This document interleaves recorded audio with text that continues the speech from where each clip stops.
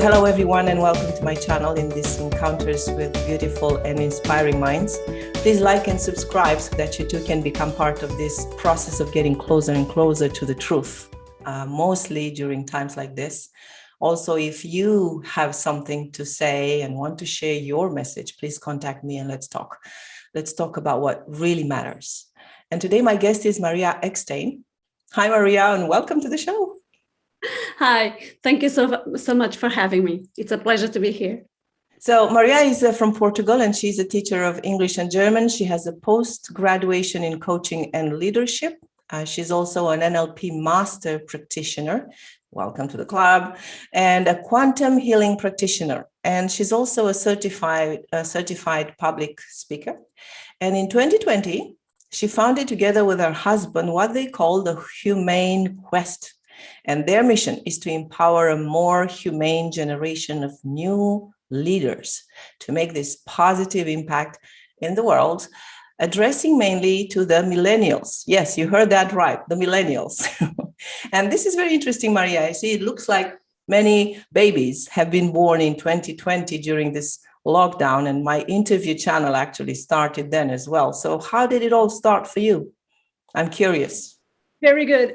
So it was in the making already. But when we found ourselves in lockdown, the first thing that we decided to do was actually to create a meditation channel so that we could bring people together. And I read something from Lynn McTaggart, who's a journalist who used to be an investigative journalist, but then she wrote a book, The Intention Experiment. That's what it's called. And then she developed from there, and she went on to create The Power of 8, which is very much around the power of meditation, the power of the mind, and what can happen if you bring like-minded minds meditating on a certain aspect of life, or an event, someone who's going through disease or something. And she came to the conclusion that, when you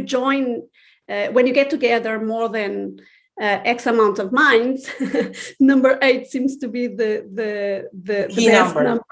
Yeah, the key number, and you actually get more powerful results. And so we thought, okay, let's go. We love meditation. Why not? Let's do that.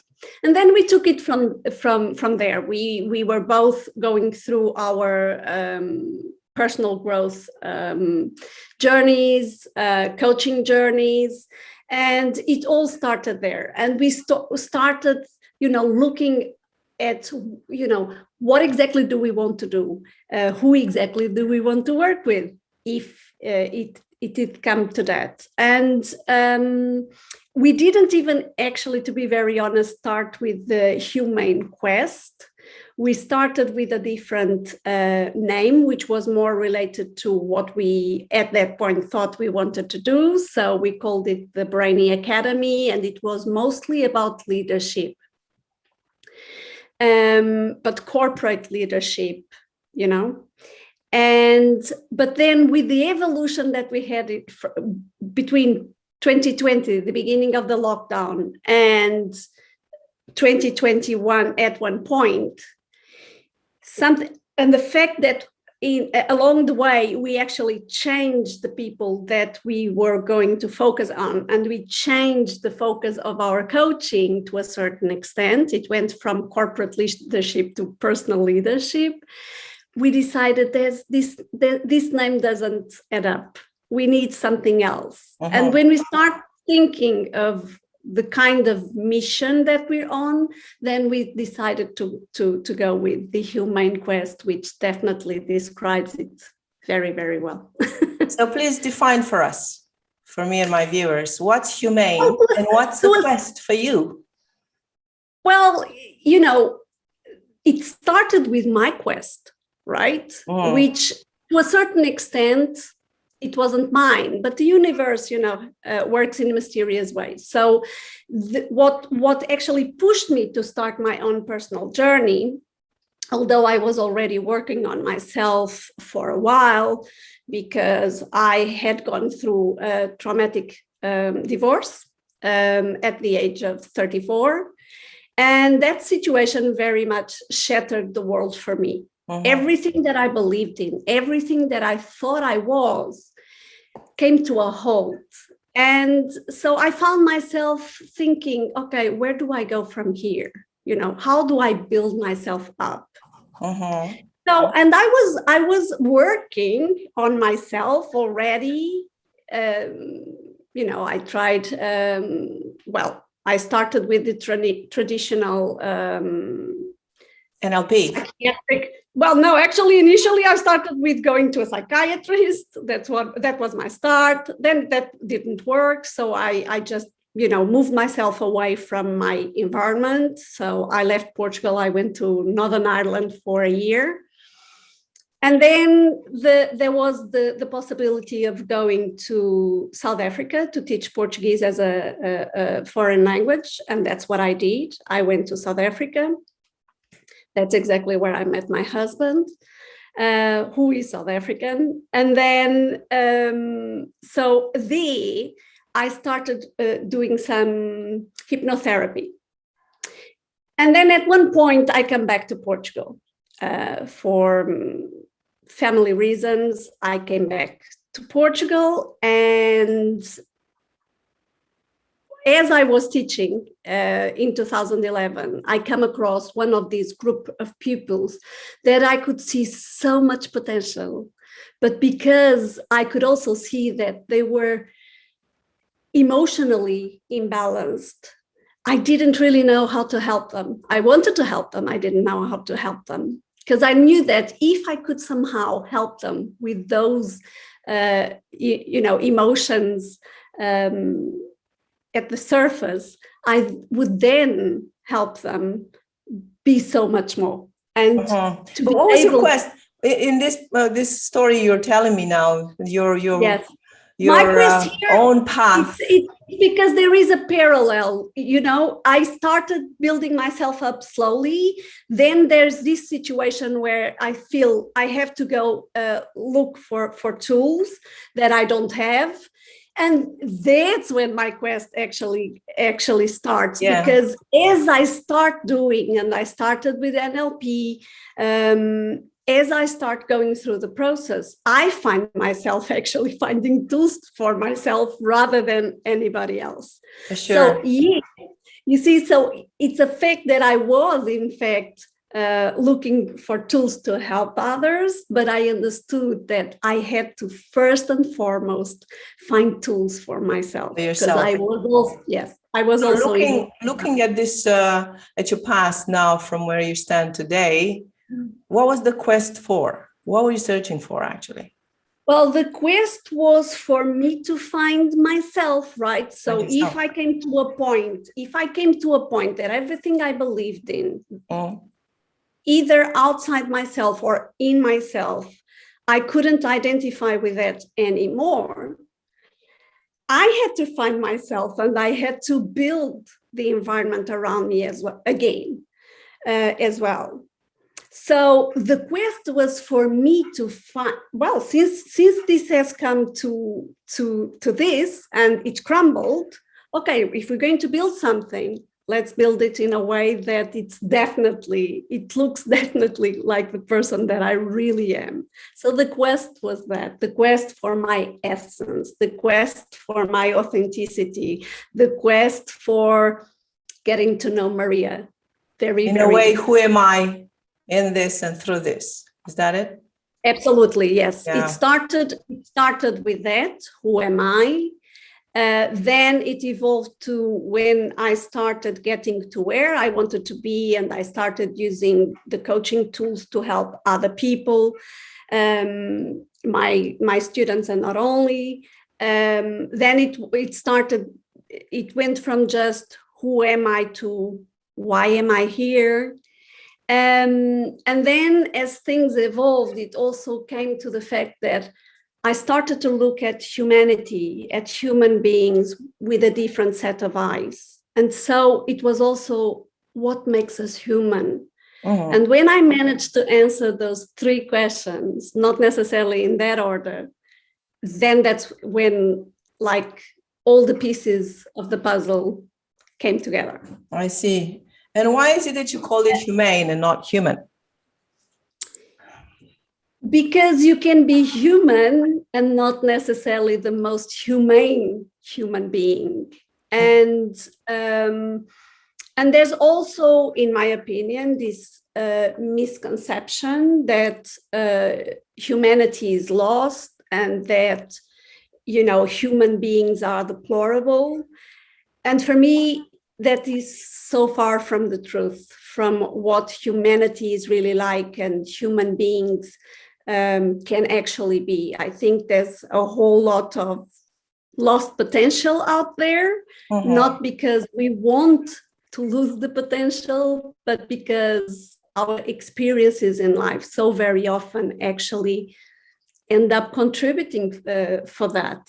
And that's I do believe that we get lost a little bit, if I have to look, some more than others.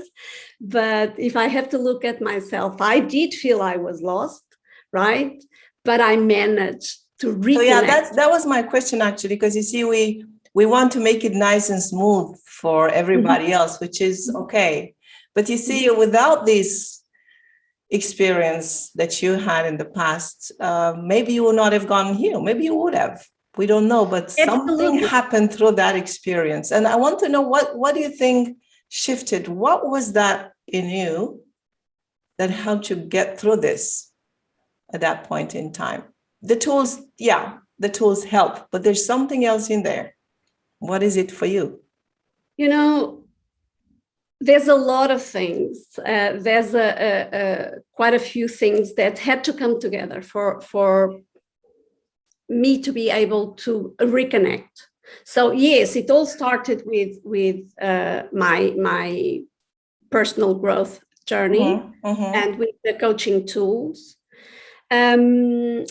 However, you know, it took me like a span of 10 years, almost 10 years. It was 9 years actually, to come to a certain understanding of myself. But for me, there was still something missing. I was still not there. I had all this awareness about myself.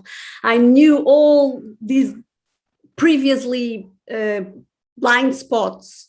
I knew them all, but I couldn't get to where I wanted to be, which was my inner peace, my deep knowledge of myself.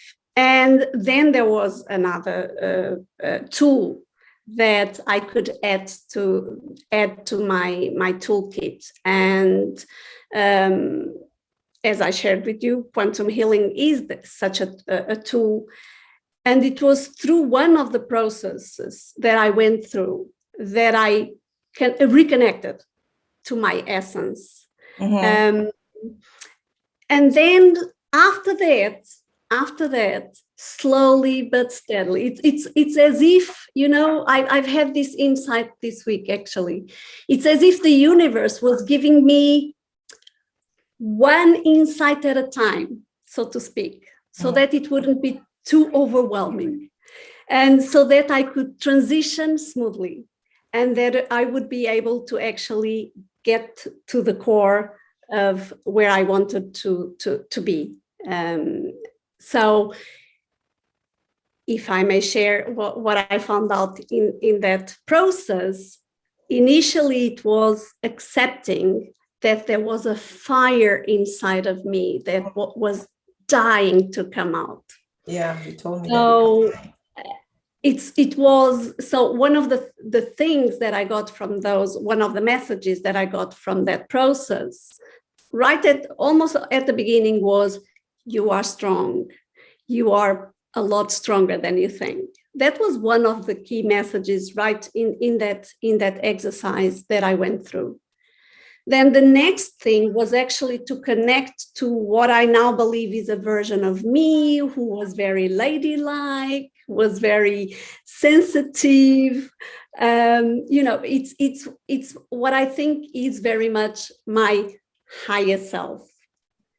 And as I was invited to transition, because this was an exercise on a timeline, as I am invited to transition from the present to the future, something shows up in front of me, or actually it was someone, and it was, I believe, another version of me, which is in the exercise, it showed up as an Amazon warrior. Together with her horse. So suddenly, initially my perception was, yes, you didn't come here to be the quiet type. You came here to fight for a cause. You came here to make your voice heard. And a voice that had been quiet for many, many years. So what's your cause then? My cause is exactly to empower this lovely generation of millennials. So what do you describe as millennials? Can you please specify? Yes, millennials is that generation that was born between 1985 and 1990. So it's the young adults that are in their mid-20s to their mid-30s at this very point. And in this journey of mine, and rethinking my coaching approach and rethinking who I wanted to work with, it ended up being asking myself, where in your life would you have liked to find these answers? And so to my mind came when I was in my 20s, 24, 25, that would have been the time that I would have liked to find out all that I now know. Because I do believe that, I accept my path, but it's as you were saying, I went through what I went through to be able to come to this very conclusion, that at that point, at that age, when you are very much aware of who you are, why you're here, and what makes you human, you can actually claim that potential, that innate potential that you were born with, and craft your life based on that. And so that is my mission, that it's to empower this generation to be able to be so aware of themselves and why they're here and what actually makes them human, that the choices in their lives become easy and clear, and they can have happier and more fulfilled lives. And how do you precisely do that? I mean, how do you help them? You mentioned yesterday when we had our pre-interview that you help them know their why. So how exactly do you do that? Very good. So I work with quite a bit of millennials that come to me because they are unhappy in the careers that they're in. They feel completely lost, right? Because like so many of us, we often make choices from the outside in rather than from the inside out. So when that is the case, right? Because someone tells you, oh, you probably would be good at this, or you should go with this because, this has got good job prospects. And who you are is not really taken into consideration. What makes you alive, what you're passionate about usually doesn't come to that equation, as well as, for example, your values, right? What is it that I value as a person? What is it that I value in terms of my job, in terms of career? And so very often people end up feeling lost, and emotional imbalances come up when it doesn't come to the point of physical imbalances as well. So I've been working with the two kinds of imbalances: emotional imbalances because they feel out of tune, and physical imbalances because they ignored, so to speak, the messages that their bodies start kind of sending them slowly but steadily until the body decided to cry out loud to see if the person would wake up finally. So I do take them through that process of connecting to what they value. I take them to through the process of identifying what they're really passionate about. I take them through the process of becoming aware of the 5 drivers of human behavior and why they should be aware of them when choosing a career. Because it's only if you are aligned with all those 3 things that you will be able to make a clear choice, an aware choice, which will withstand time. And it's beautiful to see what happens when that becomes a fact. Yeah, absolutely. Because we talked yesterday also about identity and rebuilding oneself. So I know there is no recipe because we're all different, and every person who's in front of us as NLP practitioners, we know that we adapt and we kind of go with the flow with what they want deeply in there. But if there was a recipe for the millennials listening to us now, what would you tell them first thing to do? Because you mentioned yesterday, sorry, my questions are always long, and I apologize for that in advance. No problem, because you have mentioned this rebuilding yourself and being aware of the blind spots. So would that being aware of the blind spots be the first step, or we don't have to go through that? Yes.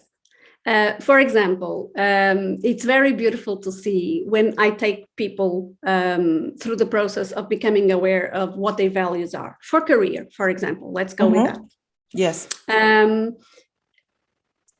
And suddenly, or even the values, personal values, and suddenly they become aware why they're not in tune with the situation they're in. So until then, they didn't know, they didn't feel, they might feel those imbalances. They might feel a little bit lost, like a fish out of water, but they didn't know why. Suddenly they know. That alone, it's magical. And so that is the first stop. It's actually facilitate awareness of those blind spots. But then there's more, there's a lot more. There's another awareness that we can describe as the awakening, so to speak, which is the second half of the process, where I help them actually get in tune with that essence, that version of themselves at the core, the one that they came in with, but somehow got lost along the way. And that is even more beautiful to see. How do you bring that forth? I mean, do we all have our own vision of a future version of ourselves, or you start to help them build it? Do you help them remember it? I just help them, it's called quantum healing, right? So it's all done on the quantum level. So I just facilitate the process where they can reconnect, because it's there. The higher version of ourselves, it's there. And it's there waiting for us to claim it back. So my job, my mission is to be the facilitator, right? Starting also giving them like one thing each time. First, the awareness of this physical life of ours, this physical existence of ours. And then slowly but steadily, we kind of, we build up to that moment where they can reconnect to their essence. And it's basically that. And yes, I do believe that all of us come in with that version of ourselves, that higher version of ourselves. And that somehow, in a way or another, we eventually discover it, or we need help for that. What do you think? I do believe some, like you said, like we say in NLP, map is not territory. So yes, for some people, it can happen that they have that awakening by themselves. But most of the times it takes it takes a helping hand. It takes someone to help them get to that place of actually rejoining that version of themselves. Mm-hmm. So for different people, it can be definitely different. It doesn't have to be the same tool. Even for me, it was like this. I also needed someone to give me that final push, which I'm so grateful, because, you know, if I have to look back, it's been a year now. It's actually a year now. It was September 2020. And after that, there were a couple of other developments that helped me bring definitely everything together. So nothing happens. Everything happens for a reason. There are no coincidences, in my opinion. So everything led for me to be ready to, you know, embrace this version of myself. So it, you know, for different people, it can be different recipes. For me, it was this one, and I'm very happy to use it and see the results that I'm actually helping people achieve. It's beautiful to see. It's seriously beautiful. I mean, it was beautiful for me, and it's very beautiful to see people at the end of the process. So who are you then? Who are you in this Humane Quest? So, you know, it's very much the Amazon warrior, right? Yes. The person who is these days very outspoken. After, like I've already mentioned, years where I wouldn't be able to actually express myself for very different reasons. And some of them come from my childhood. I'm not going to say otherwise because it's a fact.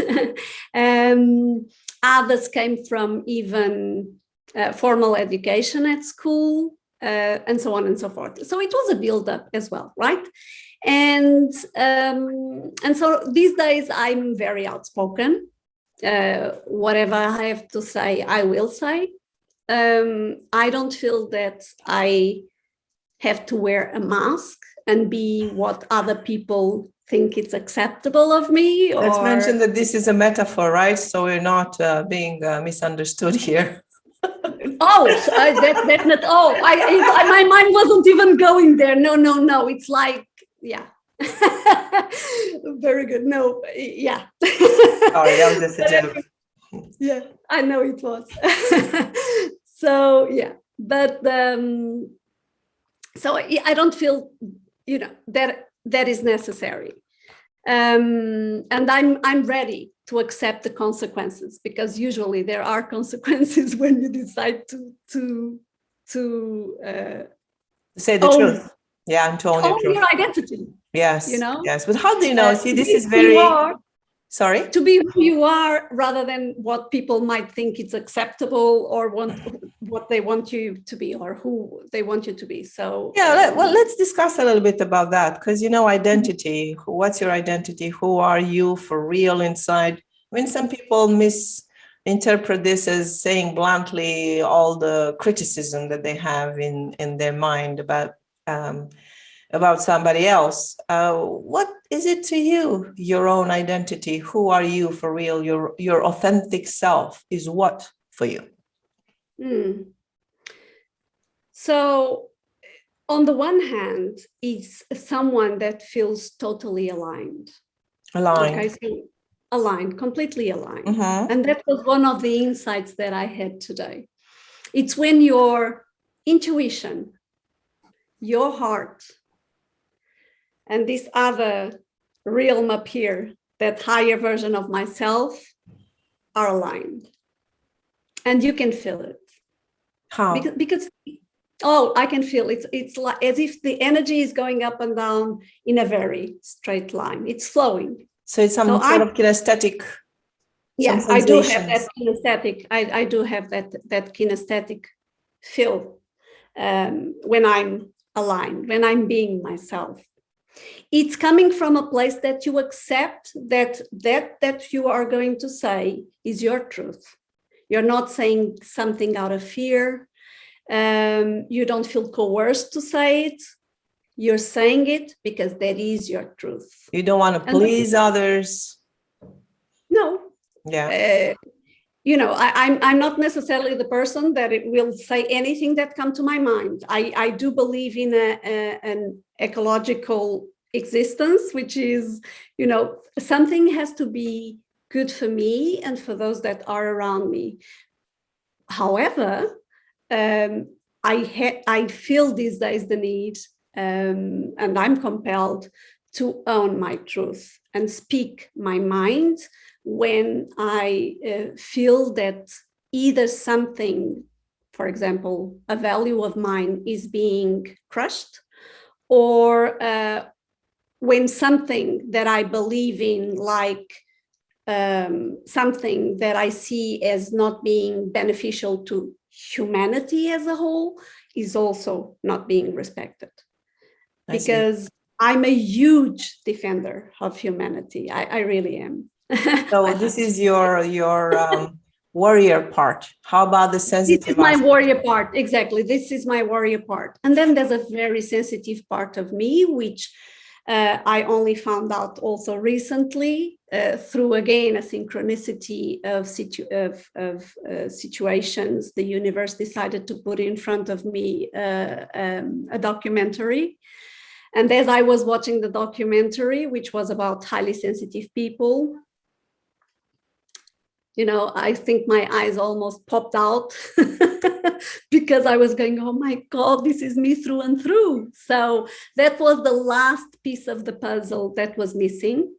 So when I did the quantum healing process, I felt that, coming out of the process with that vision of myself as the Amazon warrior, as being stronger, so much stronger than I believed in, but also having this other side, this other lady who was so much more sensitive, was the cherry on top of the cake. And then when I found out this character trait, which is actually, it's been studied, it's been researched, so by psychologist Elaine Aron. And when I come across, then it was like, either another cherry on top of the cake, or like you said yesterday, it was a candle that brought even more light. And that explained a lot. That was, that explained so much. If I can give an example for those people listening to us. For example, I had for a long time thought that I was a slow learner. So sometimes I would beat myself because why do other people pick this up so quickly? And why do I have to go over it again and again before it can actually sink in? Once I understood that one of the traits of a highly sensitive person is deep processing, it was like, oh my goodness. Okay, so that is why. So it's not a weakness, really. I'm not slow. It's just I'm just deep. I'm just deep. So I need longer. Yeah, I need longer because we also absorb a lot more than most people. So we need more time to actually process everything that's coming in. And that was a revelation, for example. It was just one tiny little thing among many other things, but that alone, you see, it also helped me reframe who I am. And suddenly something that I could look at as a weakness, I now see as a superpower. So it makes me even more of the Amazon warrior, but at the same time, it does explain why I'm so sensitive and also the empath in me. I see. So how do they go hand in hand? I mean, how do you manage them both? I just accept that there are times and places for both of them. I see. So I feel they are integrated. They're best friends. They BFF. But at the same time, in some circumstances, one will come up and the other one will allow it. And in other situations, the other one will allow the other one to shine. So it's okay. It's just, what you resist persists. And that's also quantum physics. What you allow expands. And that's that's where I am these days. It's accepting that there are those two sides to myself with whom I get along very, very well these days, now that I'm aware that they're there. And yeah, and I allow them to come up whenever they need to. When they need to, yeah. So you're the sensitive warrior. And who will you be after that?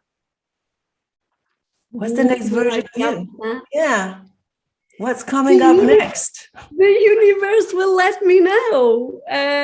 You know, I was on a quest. I came to where I wanted to come, to arrive, to achieve. Now that I'm so at ease with myself, I feel so much inner peace. Now it's time for the universe to show me the way, which is exactly what I'm doing. I'm following the clues. And that's what I actually also share with my clients, is when they start on this path, I keep telling them, check the clues, check what is coming your way. And it's really beautiful to see. And how do we do that? If you were telling me that, how can I check the clues? You know, let me give you an example from a client of mine so that I can maybe then make a little bit more sense from it. I was taking this amazing young woman who was lost in her career through the process that I usually use, the career attunement formula.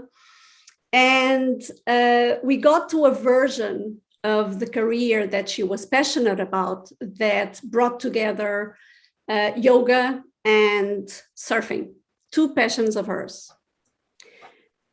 She also got to the version of what the career could be, but then she couldn't believe it.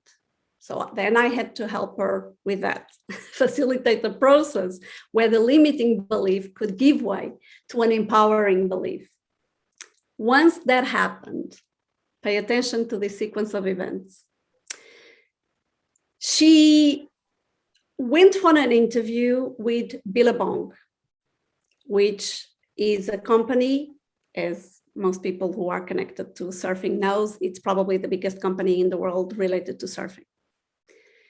The job that they were offering was not necessarily the job that she wanted. She said that, no problem.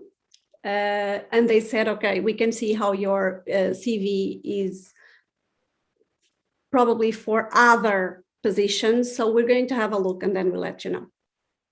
So that was there. Then one day we were talking and she had just quit a job. So one day she comes to the session and she says, you have no idea, this is a big day. And I said, what makes it a big day? And she goes like, oh, I quit my job. And I start laughing and I said, okay. And she said, okay. Then after that, the following week, she tells me, oh, see, I found this course that is for entrepreneurs. And guess what? It brings together surfing and yoga. And yoga. I start laughing again. And I said, sorry, just tell me something. Where did you find that? And she said, oh, I was scrolling on Instagram and this came up. So she applied and she got in.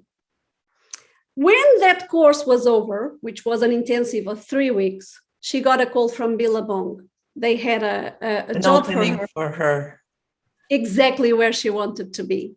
Those are the clues that I'm talking about. It's those things that you know that come in front of you. It might be an article that you read. It might be a documentary. It might be a book. Like I said, there's no coincidences.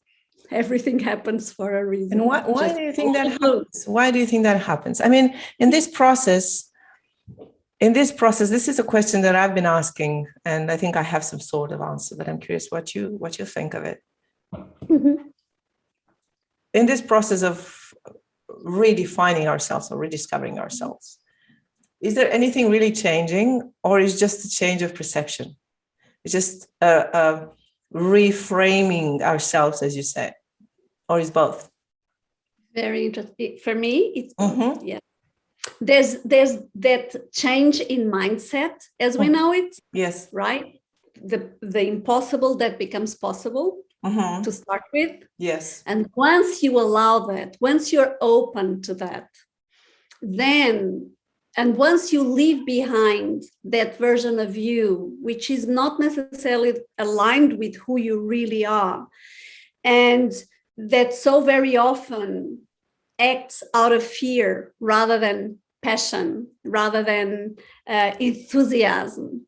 Once you start acting from passion and enthusiasm, from the heart, then your vibration is so much higher and things start happening. The miracles start happening one after the next. Yeah, so it's not just the mindset, but it's also changing the vibration. And you told me something yesterday. I don't remember exactly what you said, but you said that if we could all change or get into a certain vibration, this world would be better. What vibration are you talking about? What vibration do you think we should all be on so this world becomes a more enjoyable place for all of us? It That starts humanity with, that you mentioned, humane yes, nature. yes, exactly. It starts with self-love. You Self-love? have self-love. It's Mm-hmm. self-love. So that is the start of everything. You know, like I said, my work is still very much about personal leadership. And what I usually say is leadership starts with you. You first have to be able to be your own leader. And then you can actually help other people. It was my journey, right? I wanted to help other people, but I found out that I had to help myself before I could actually help other people. Mm-hmm. So for me, it's like first you have to come from that place of self-love. The moment you start vibrating from self-love, you know, that is the vibration that connects us all. It's love for others as well. You have to love yourself to be able to love others at the same level. And how do we do that? How do we do? I mean, we look inside, and you said that there's lots of blind spots. There's lots of things we do that from various standpoints are not okay, not to say good or bad, but they could be harming to ourselves, harming to others. How can you get to love yourself while you do that? I do believe, Susanna, it's very much what we've been talking about here in this interview. It's the journey, it's the quest for your true self. Mm-hmm. Once you find that version of you, you are empowered. You know, it's almost like if you think that Red Bull gives you wings, think again. Okay, what really gives you wings is being aligned with yourself. From that position, you definitely get your wings to, you know, to spread and fly. And so for me, it's actually being ready and willing to find that version of you, going through that quest. And once you get to that place, life will never be the same again. Yeah. So what would you say, for instance, in France, there's been a study done recently that especially in France, I don't know about Portugal, but in France, it looks like the millennials, so those around 25 to 35, they're quite discouraged about the future. They're worried about the planet, they're worried about ecology, they're worried about the landscape of the society as it's going to be in the future. So there is a serious concern in this particular area of age. What would you tell them? How would you encourage them to go through this period where it's quite challenging, we have to admit, for all of us? I would say, again, I'm going to repeat myself, but find your alignment, find who you really are. Hold on to that vision of the future that you have, but become empowered so that you can have the impact that you want in the world, and so that you can actually be a driver for the changes that you want to see happening. Now, they often get very bad rep, and I love being among them, to be very honest. I was already an Amazon warrior before I was aware that I was an Amazon warrior, meaning that very often I would describe myself as a rebel with a cause. I didn't know exactly what the cause was, but yeah. But I already define myself like that. And when I talk to millennials, I'm always fascinated by the things that they believe in. And I hear a lot of people, saying, oh, they don't know how to behave in the workplace, for example. Yes. And yet, if you talk to them, if you actually listen to what they have to say, they will tell you that they want more humane workplaces. They want the change that they want is actually a change that would be beneficial not only to them, but to those around them. And therefore, my mission to empower them to the point that they do not give up on those dreams, that they don't give up on that vision, and they actually embrace that cause and make it happen. Because when they succeed, I succeed. And it's not necessarily me looking for success, but I also want a different world to be in. And so I trust them. I trust them with my future moving forward. And if I can have the tiniest of interventions in helping them achieving that, then my mission will be more than accomplished here. I say, well, yeah, the world is in their hands. They are the next generation to take over. So you better have good and empowered people out there. Absolutely. Indeed. Yes. And I tell them very often, I trust you. Please go out there and do it. We see so many people starting their careers when they are young adults, having these visions of the world and these visions of what's possible, only for somehow, for some reason, losing it, giving it away. Don't give those dreams away. Don't give that vision away. It's possible. And so millennials having the train of thought, the mindset they already have naturally, when empowered, when they understand how strong they are and how powerful they are and the potential that they really have, and they're willing to act on it, goodness, I do believe that this world can become a better place. So you're kind of manipulating them, right? You're going, you're using them. That's cute. I'm just joking, of course. You want to make this world a better place. So you're using the millennials because it's in their hands. Well, I totally hear you. I would do the same thing for sure. For sure. This is wonderful.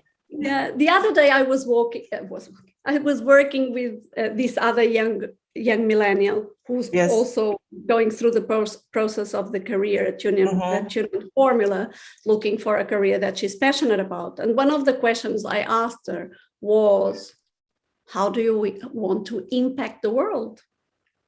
And she asked me, but why would I want to impact the world? And I said, okay, so is there anything in this world that you would like to be different? Is there anything that really makes you mad, that frustrates you, that you wish it could be different? And she starts telling me, yes, this, that, the other. And I said, so what could you do to make a change? And she looked at me and she said, oh, I get you.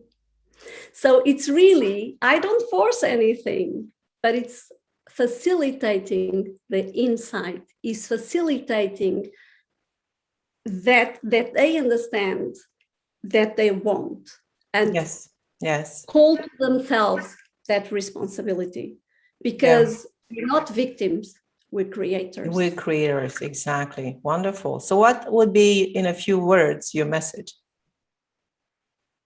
my darlings, you be all you can be. What else is there to say? Yeah, be Just all that you can be. Wonderful. Do you have any exercise or any demonstration to do? I can participate to that. Excellent. Yes. So let's do this.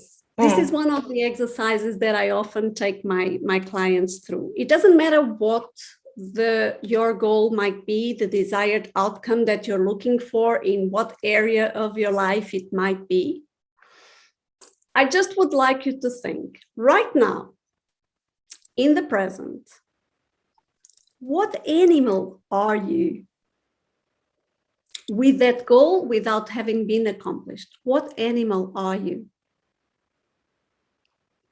And what animal would you have to become, that would allow you to achieve that goal, that desired outcome?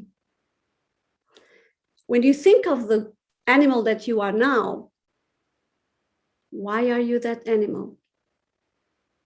When you think of the animal that you want to become, why that animal? And now think a little bit as well. What resources do you need to go from the animal that you are now to that one that you want to become? Yeah, so everyone listening, think of an area of your life where you want to see some improvement. It doesn't matter which area of your life. It doesn't matter whether you're a millennial or not. Mm-hmm. And as you think of yourself today in this particular area where you want to have some improvement, what animal comes to mind? Is that correct? Mm-hmm. And then take a few moments to reflect on that. What animal are you now as you're dealing with this problem? Mm-hmm. Mm-hmm. Good. And now imagine what animal you would like to be so that this problem is solved, right? I got it? Yes. Excellent. And what resources will you need? And what resources you will need? Yes, that would allow you to go from the animal that you are now to that animal that you want to be when the goal is achieved. Mm-hmm. Yeah. So that's a short exercise that usually brings a lot of insights. I would love to know whenever people watch our interview, what comes to their mind. It would be beautiful to see. Well, when we talked yesterday, you mentioned this exercise because we were not sure whether or not we're going to do it. And even now, when you ask, it's still the kitty that comes to mind. But maybe because I'm a cat lover, and every time you ask me to think of an animal, it's just that tiny little kitten there. And I didn't think of an area that I could use an improvement. Mm-hmm. Because like you, I'm like in the flow now. So whatever comes, I mean, that floating, like sailing, just sailing and see where the wind takes me. But it's interesting. And then when you ask me what other animal would be a better version of that, or like helping me to get even better, it's a tiger, like a tigress. Mm-hmm. Oh. Well, I did the exercise this morning as well. So I was thinking to myself, okay, so what animal are you now? And the animal that came to mind was a horse, actually, funny enough, poised, sussing you out, giving a few steps here and then start running at some points.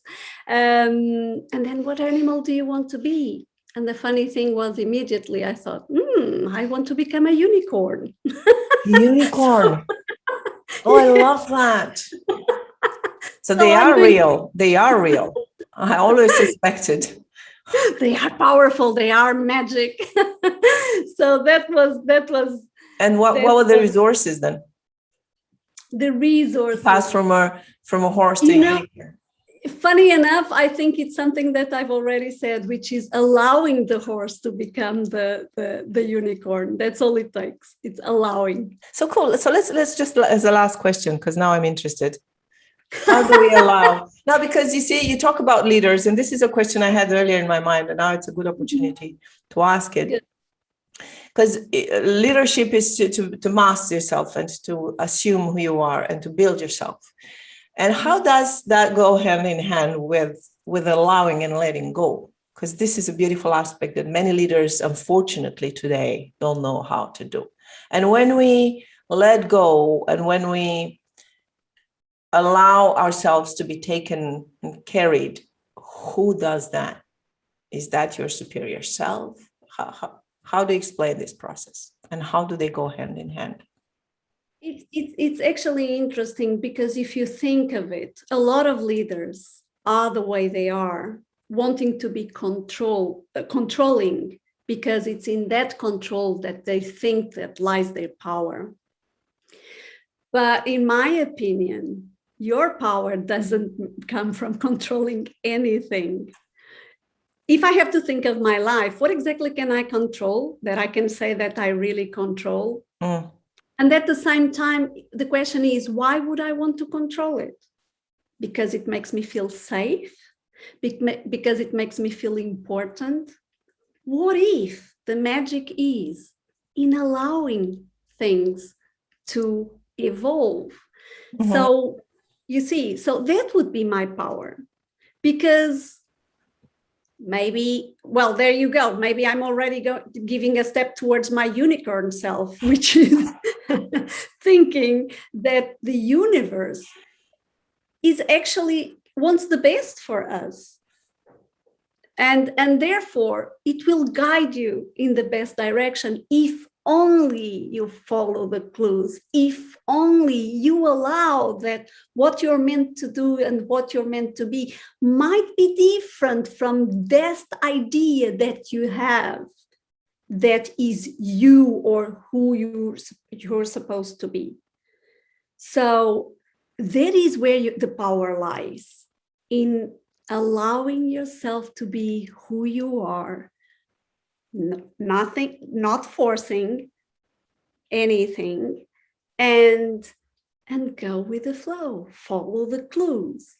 And when it comes, for example, to leadership in the workplace, for example, or in other areas, yes, you know, not only are people in leadership positions. So being in a leadership position and being a leader is not the same thing. So you might find yourself in a leadership position, but actually not being a leader, because true leaders actually delegate. True leaders are a force for others to grow, to empower others. That's true leadership, where I come from. So you don't have to control everything. You can trust that you have actually recruited the best help you could get, and that they are ready to work for you as a team and move forward, achieve the goals you want them to achieve, that are the desired outcomes there. When people work as a team, which often they also don't, when they have someone who empowers them to be the all that they can be in whatever area of their lives, magic happens. And unicorns show up. And unicorns show up. Well, actually, you should try to give your services, offer your services to schools that form politicians. Do you think? Political science schools could use a lot your training. That's the thing. Yeah, you know, Suzana, a lot of people in leadership positions, namely in politics, were not necessarily people that were trained to be leaders. So yeah, I mean, to be very honest, last year I was working with one of the universities here in Portugal in the management degree, because they have no leadership. They have no leadership Classes, modules, exactly. Which for me, it's mind blowing. So you're being prepared to be a manager, a company manager, and you have no modules on leadership. It reminds me of myself when I came out of university, starting to teach, not having a clue what I was supposed to do. I knew a lot of history. I could speak the language. I knew linguistics, amazing. But what about classroom management? What about how to set up a test? What about how to plan a lesson? Oops, that's missing. And that's what you need, actually. So, yeah, I guess so. Yeah. All right, so we can wrap it up here. Obrigado.